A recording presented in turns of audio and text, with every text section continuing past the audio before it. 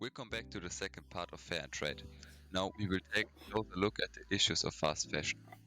I want to start with a question regarding the last statement from Henderson in the previous episode concerning labor rights.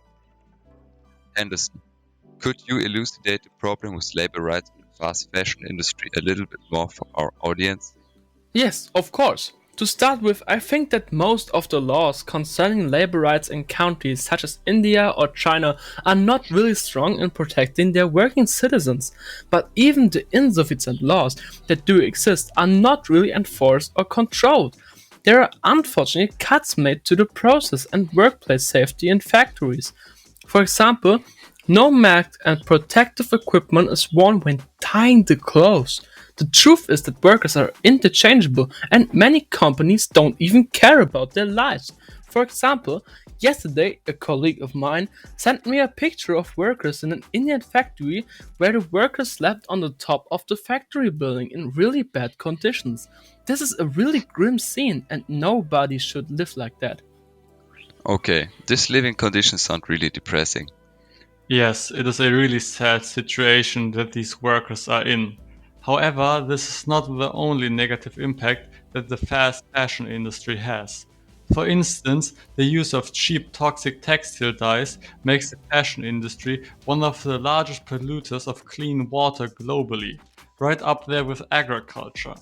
That's why Greenpeace has been pressuring brands to remove dangerous chemicals from their supply chains through its detoxing fashion campaigns. The pollution of the water by factories is also one of the reasons for the low lifespan of the workers, since they have often poisoning their own drinking water by accident. Thank you, Scott. Henderson, could you express your opinion about corporations?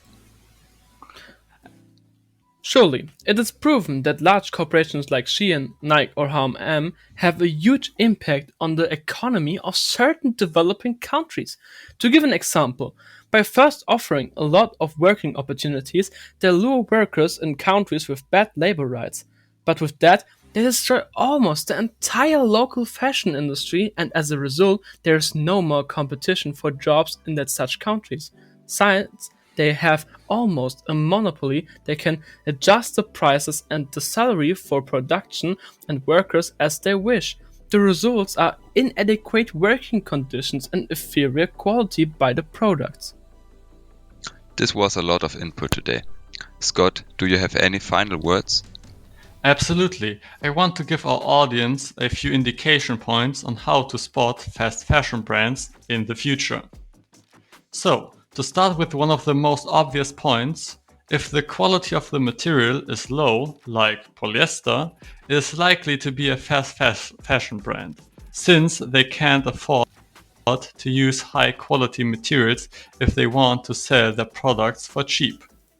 Another point is the limited quantity of particular products.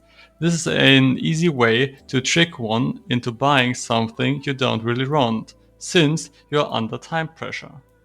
And last but not least, if the price is really low, for example a few dollars, then it is highly likely that it is a fast fashion brand, since you need to cut a lot of corners to be able to produce for this kind of price. In short, it seems like the fast fashion industry fails in all ethical aspects, which has grave effects on our climate.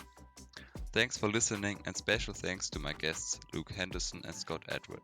See you soon in the next episode of Fair and Trade.